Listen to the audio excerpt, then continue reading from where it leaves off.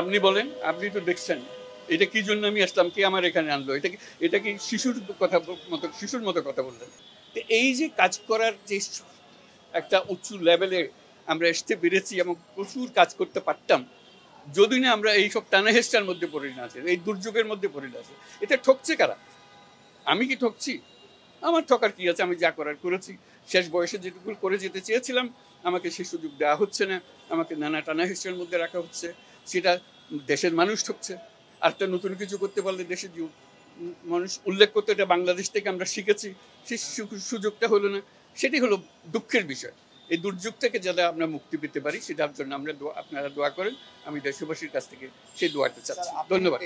আপনি বলছিলেন স্যার যে আপনি দুর্যোগের মধ্যে আছেন, আপনাকে নিয়ে টানাহেঁচড়া করা হচ্ছে। এই দুর্যোগটা তো আসলে মানুষের সৃষ্ট। তা তো বটে, তা তো বটে। দুর্যোগটা সৃষ্টি করলো কি? আপনি বলেন, আপনি তো দেখছেন এটা কি জন্য আমি আসলাম, কে আমার এখানে আনলো, এটা কি শিশুর মতো কথা বললেন। আপনি বলেন, মুখ খুলে বলেন যে কারা কেন এনেছে।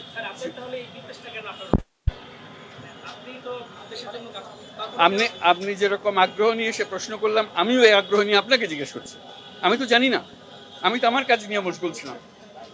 কেউ আমার উপরে রাগ করলো, কেন রাগ করলো, এত রাগ করলো যে আমাকে কাজকর্ম থেকে বিচ্যুত করে দিতে হবে, আমাকে গ্রামীণ ব্যাংক থেকে সরিয়ে দিতে হবে, ইত্যাদি ইত্যাদি।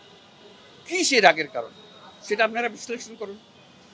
আমার কাছে তো এটা একবারে অচিন্তনীয় ব্যাপার মনে হয়।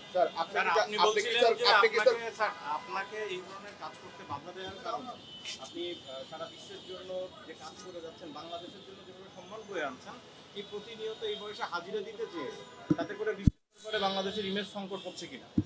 অবশ্যই হচ্ছে। মানুষ দেখছে যে লোকের সঙ্গে আমি দেখা করার জন্য বসে আছি, সে লোক এখন আদালতের হাজিরা দিয়ে ব্যস্ত আছে, সে আসতে পারছে সামনের দিকে।